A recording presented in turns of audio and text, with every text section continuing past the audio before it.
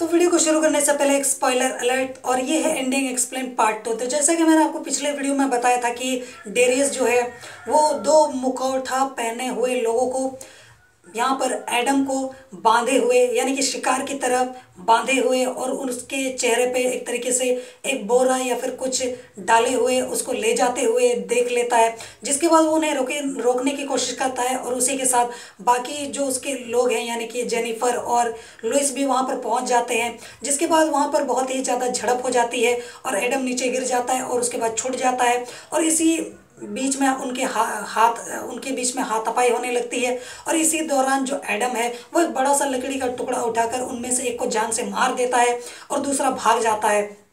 फिर यहाँ पर आगे हमें देखने को मिलता है कि मिला वापस आ जाती है, और जिसके बाद उनके बीच बहुत ही ज़्यादा बहस शुरू हो जाती है कि तुमने उसको क्यों मारा, हो सकता है कि ये अच्छा इंसान हो, हमारी मदद कर रहा हो, और तुमने इनके साथ ऐसा किया। और इसी बीच ये लोग बहसबाजी करते ही रहते हैं। जिसके बाद वो आगे निकल जाते हैं, और इसी दौरान उनको काफ़ी सारे लोग मुखौटा पहने हुए लोग घेर लेते हैं, और उन्हें बाद में ये पता चलता है जब वो उन्हें ले जा रहे होते हैं कि एक कम्युनिटी है यानी कि द फाउंडेशन, और यहाँ पर पहाड़ों के ऊपर में वाकई में लोग रहते हैं, और ये लोग बहुत ही ज़्यादा खतरनाक हैं जो कि उन्हें लगता भी है। लेकिन जैसे ही वो वहाँ पर पहुँचते हैं तो वहाँ पर होता है ट्रायल, यानी कि कोर्ट रूम में जब वो वहाँ पर पहुँचते हैं तो वहाँ का जो लीडर होता है उन पर मुकदमा चलाता है, और उनको ये बोलता है कि तुमने हमारे मेंबर को मारा है, हमने तुम्हारा कुछ बिगाड़ा नहीं, हमने तुम्हारे साथ कोई कुछ किया नहीं, तो ऐसा तुमने किया क्यों।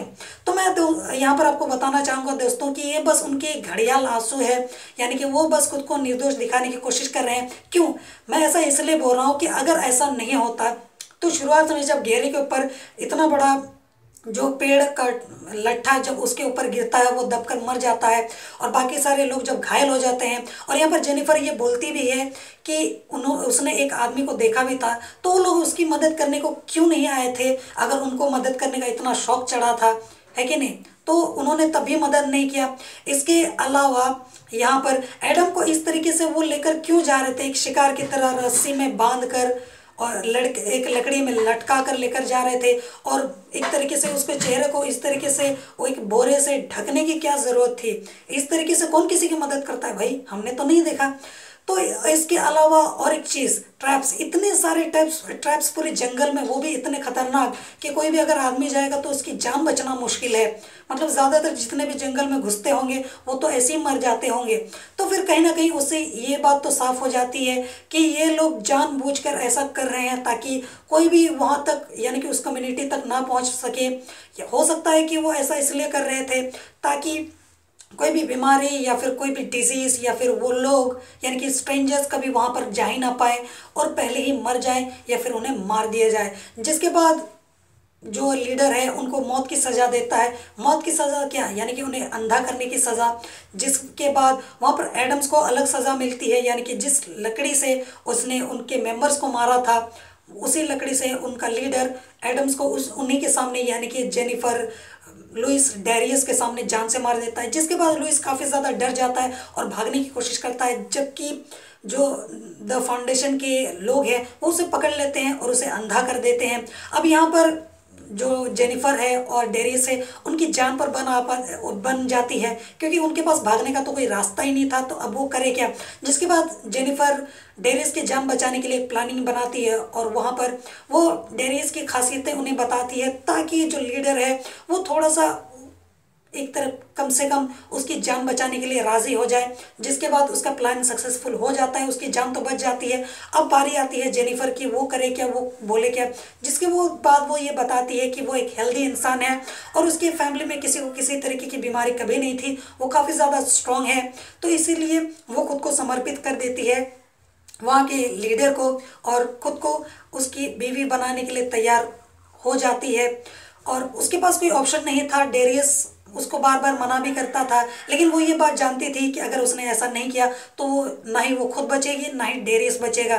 तो जान बची तो लाखों पाए, ये मुसीबत फिर ना आए, बाद में तो समाधान कर सकते हैं, जान बची तो जिंदा बाहर तो निकल सकते हैं। जिसके बाद वो जिंदा तो बच जाते हैं, लेकिन उनकी ज़िंदगी नरक सी हो जाती है। और एक तरफ यहाँ पर जेनिफर को उसकी बीवी बनकर, लीडर की बीवी बनकर ज़बरदस्ती उसके साथ सोना पड़ रहा था, अपनी ज़िंदगी ऐसे बेजान काटना पड़ रहा था। वहीं डेरियस एक तरीके से पागल सा ही हो गया था और एक तरीके से यहाँ पर फाउंडेशन को अपनी फैमिली मान बैठा था और वो यहाँ से जाने के लिए राजी नहीं था। अब यहाँ पर आते हैं प्रेजेंट पर, जहाँ पर स्कॉट ठान लेता है कि अब उसको खुद वहाँ पर उस जंगल में जाकर अपनी बेटी को बचाकर वापस लाना है। उसको जो रिसेप्शनिस्ट है और बाकी सारे जो लोग हैं उसको बहुत ही ज़्यादा समझाते हैं कि वहाँ पर जाकर तुम्हें कोई भी फ़ायदा मिलेगा नहीं, क्योंकि अगर तुम जीत गए तो जिंदा वापस नहीं आओगे। लेकिन वो मानता नहीं है, जिसके बाद जो होटल की रिसेप्शनिस्ट होती है वो उसकी मदद करने के लिए रेडी हो जाती है, जिसके बाद वो उसे अपने भतीजे या भांजे से मिलवाती है। जबकि जिसके बाद उसका भतीजा या भांजा उसको कुछ पैसे मांगता है, क्योंकि बिना पैसे को काम कैसे होता है, पैसे तो लगते हैं। तो जिसके बाद वो उसे पैसा मांगता है और अपने एक और पार्टी के साथ, यानी कि टोटल 3 लोग निकल जाते हैं जंगल में। लेकिन यहाँ पर ट्रैप में फंस जाते हैं वो तीनों लोग, जिसमें से उन दोनों की मौत हो जाती है और बचता है सिर्फ स्कॉट। अब स्कॉट जैसे किसी भी तरीके से बचते बचाते उस पहाड़ी की चोटी तक, यानी कि उनके डेरे तक, कम्युनिटी के डेरे तक पहुँच तो जाता है, लेकिन पकड़ा जाता है। क्या करें, पकड़ा ही जाना था इसको। अब वहाँ पर जेनिफर और डेरियस उसको देख लेते हैं, लेकिन कुछ कर नहीं पाते, क्योंकि अगर वो कुछ कर भी दें तो एक तरीके से उनकी जान पर बनाएगी। और इसीलिए अपने डैड को बचाने के लिए जेनिफर उस पर तीर चला देती है, यानी कि तीर उसको छूकर निकल जाती है, जिसके बाद उसको कैद कर लिया जाता है, यानी कि स्कॉट को। अब यहाँ पर जेनिफर किसी तरीके से प्लानिंग बनाकर अपने डैड को तो बाहर निकाल लेती है, लेकिन डेरियस तो जाने के लिए रेडी नहीं था। तो अब उन दोनों को ही वहाँ से भागना था। लेकिन भागते भागते वो रूथ से मिलते हैं, यानी कि छोटी सी बच्ची, और वो उन्हें किसी भी तरीके से बाहर निकालने का रास्ता तो बता देती है, लेकिन खुद नहीं जाती है। जिसके बाद वहाँ से वो किसी तरीके से बचकर निकल तो जाते हैं, लेकिन फिर से वापस से फंस जाते हैं। लेकिन यहाँ पर वही जो शुरुआत में बार में जिनके साथ लड़ाई हुई थी, उनमें से एक खोसल बुड्ढा उन्हें मिल जाता है और उनकी मदद के लिए वो रेडी हो जाता है। जिसके बाद वहाँ पर फिर गड़बड़ हो जाती है कि जो बाकी 2 साथियों के साथ जो आया था वो खुसर बुड्ढा, उसके 2 साथी मारे जाते हैं। लेकिन बाकी जो अब 4 लोग बचे वो किसी तरीके से बचते बचाते वहाँ से बाहर निकल जाते हैं। लेकिन जो लीडर था वो तो पागल सन की है ही है।